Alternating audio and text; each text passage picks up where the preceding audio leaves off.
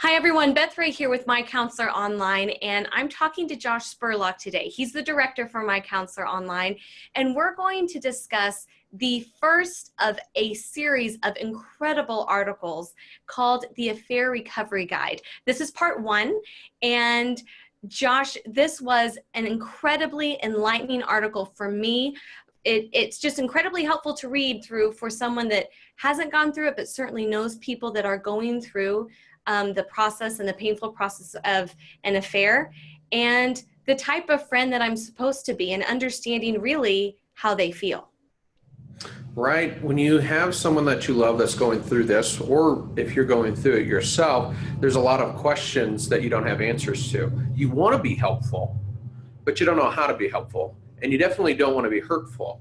And so this is just a step-by-step kind of walking through the process that will help you if you're going through this, if you've just discovered that there's a fair situation in your relationship, and you're like, what do I do now? What's the first steps? How do I move forward? How do I know if I want to move forward? What does that look like?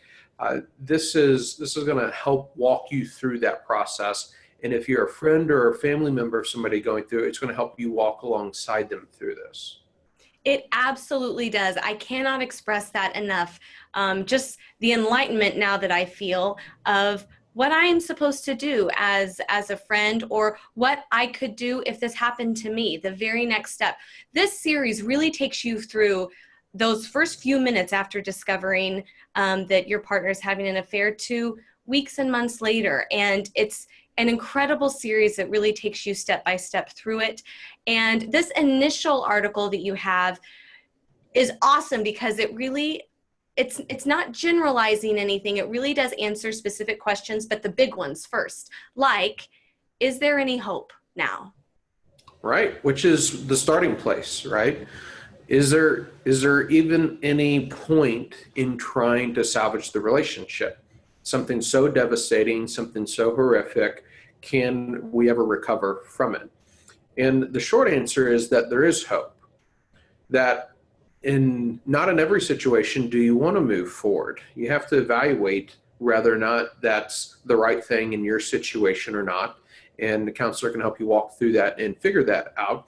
But if you determine that it is something that you want to do, it is something that your spouse is willing to engage in, there is a path forward. There is a way to heal. There is a way to rebuild trust. There is a way to have a good relationship after a betrayal like this. And though it sounds crazy, the reality is that we oftentimes have couples that say, you know what, Josh, our relationship after having gone through this is better than it was beforehand. I would never wish it on anybody, and I don't want to repeat it, but I wouldn't trade the connection, the intimacy, the relationship that we have now for the relationship that we had before and that. And the reason that is because very often there are problems in a relationship that are not severe enough to force a couple to get help in addressing those. And so things go on for a long time, just slowly getting worse, getting worse. We're not really happy, but there's not a crisis that brings about change so that we can be happy.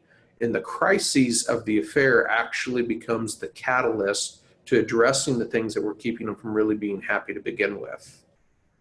You've said so many times, and I think it's worth stating here, I feel like it's one of the most effective things that you've ever said, well, at least to me in these interviews that we've done.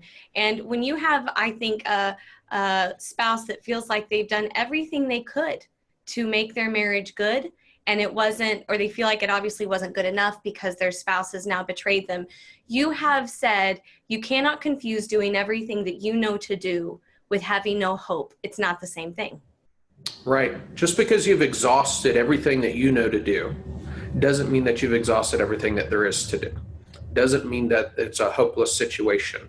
That's why when you're working with a professional that has done this for thousands of hours with hundreds of couples and has really seen most everything that's out there, we know ways forward. We know how to work through things that you're just not going to come up with on your own because you only have your experience to work from. So you not only answer obviously that big initial question, but you also go into those really tough initial questions that maybe some people don't want to admit, like, what if I don't want to save my marriage? Yeah. If we're honest with ourselves, we've got to work through that question when facing a betrayal like this. That in the initial shock of a situation, sometimes we can be fearful of the implications of our relationship coming to an end. And so we can jump to a conclusion that, of course, we're going to reconcile, we'll get this figured out, we'll move forward, because the alternative is so scary to consider. But once we get past that crisis place, we have to step back and go, is it wise to reconcile? Is it wise to move forward? Proverbs says that the prudent person, the wise person, sees danger ahead and takes refuge. And you have to evaluate your situation to determine, is my spouse repentant? Are they willing to engage the process of healing so that we can move forward without this being a repeat occurrence within our life together? Or is it the wise thing to do? Is it the right thing to do to separate and maybe go in a different direction? And you need to give yourself space to be able to evaluate which is the case. Where is my spouse at? Where am I at? Is this something that I'm willing to do, am able to do, that they're willing to do? And having somebody that's unbiased, that doesn't have a dog in the hunt, doesn't have a reason to pressure you one way or the other, gives you some space to get those questions out on the table and work through them in a way that lets you come to a decision that you can get behind, feel good about, and carry forward through the difficulty of living that out. Because no matter what you do, it's difficult. The journey forward is a tough one, and you need to know why it is that you're trying to pursue the route that you are. Okay, so let's talk about having somebody involved in this that's unbiased. And I'm going to play devil's advocate here. And anybody that listens to that, Josh, maybe they may be thinking, and if they don't want to save their marriage, and that's how they're feeling right now, they could say, no, you are biased because you're a Christian counselor and you're not going to want me to get a divorce. And if that ends up being what I want to do, you're going to be disappointed in me. And I don't know how I'm going to be able to tell you that as a Christian counselor that I'm just done. What would you say to those people that think there is a little bit of bias there? Sure. Yeah. Well, I would not deny that I'm not a divorce counselor and that we're not divorce counselors, that our first option, desire, wish, want for people and families is for reconciliation. That we believe that God's a God that heals, that reconciliation is possible. We've seen it. We walk that road. We think it's the best for kids. We think it's the best for individuals. And so there's no question about that. But we also know that that's not always an option. And it's not always the best option in a situation, that there's a lot of variables that have to be considered. And many of them are outside of your control. Many of them have to do, with where your spouse is at and whether or not they are even willing to genuinely and truly engage a process. Part of it is just evaluating where you're at. And in a betrayal situation, that there's every reason to leave a relationship. There's every reason to not trust again. And you're under no compulsion that you have to, unless that's something that the Lord has put on your heart and said that it's something that you need to do. And so we're going to work with you to figure out what it is that you're going to do, because those aren't our decisions to make. And we're going to support you through the process of living that out, whatever that is. So one of the things, Josh, that really struck me about this particular section of the article was how much people that have been betrayed feel like everybody is watching them to make a quick decision.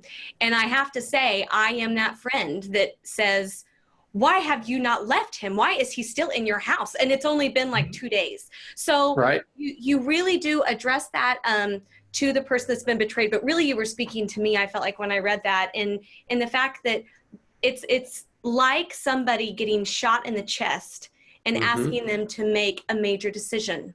And that's impossible. And I never really thought of it that way, and how you really you really try to get across the fact that you have time. Hmm. Right. We want to combat the false sense of urgency that people can feel. This sense that I've got to make a decision, I've got to make a decision now. It's when we make decisions in haste and when we make them in the chaotic emotional environment of just having experienced a relational trauma, the likelihood of us making a great decision is not high. And the likelihood of us having the clarity to know what it is that we really want to do long term in that moment is also not very high. And so the wisest thing that we can do is take it day by day and work through the immediate crises, give ourselves space to make decisions based on all the different things that come into play, and to not feel like we have to make a decision in this moment because our spouse wants us to, because family wants us to, because others think that we should. We need to just step back and go, the Lord will help me work through this and figure out which way I should go. Right now, I'm just taking it day by day, and I'm seeking out counsel that can help me work through that. I love that this article gives people permission to take their time, because that certainly is not anything that, I don't know, people naturally feel like they can do. Another thing that you talk about is, what if the spouse is not interested in receiving counseling? Mm-hmm. Yeah, absolutely. And so that's not an uncommon scenario. Yeah, you can have a spouse that says, not doing it, and the misconception that people can have is, well, if my spouse isn't willing to engage marriage counseling, then what's the point in me going, because it's hopeless for the relationship. And while it may be true that the relationship isn't going to be reconciled if the other spouse is not willing to engage the process, that doesn't mean that you don't need support in navigating through the difficulties that come from betrayal and a relationship that's not going to move forward.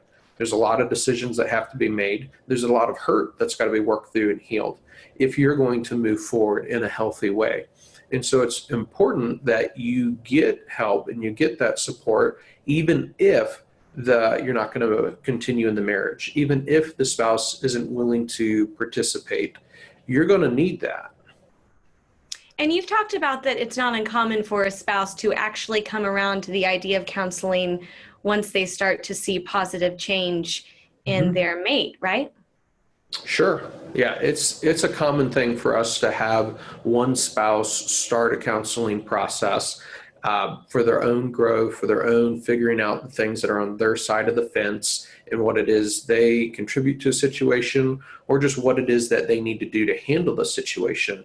Maybe it's figuring out how to have boundaries with a destructive spouse or betraying spouse. And how do I tell them no, and how do I place limits on them in a way that protects me, maybe protects children, and doesn't allow their destructive choices to continue to have the impact on me that they have. In the process of learning to implement those things, it changes the tone of the relationship, and it really invites the spouse to engage the process also, so that they can move forward.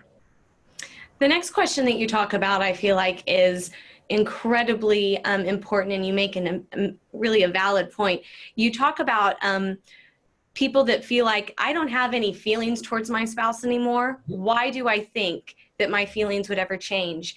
And you liken kind of that idea that, well, my feelings could never change, to when you, on your wedding day, you would never think that you would ever get to a point where you don't love your spouse anymore, you don't feel love for your spouse anymore. That in and of itself, you have proven that your feelings can change, because that's where you are. So it is possible, if you've gone that way, to go the other way. Right. The fact that your feelings toward your spouse today are different than they were on the day of your wedding is proof positive that your feelings can change.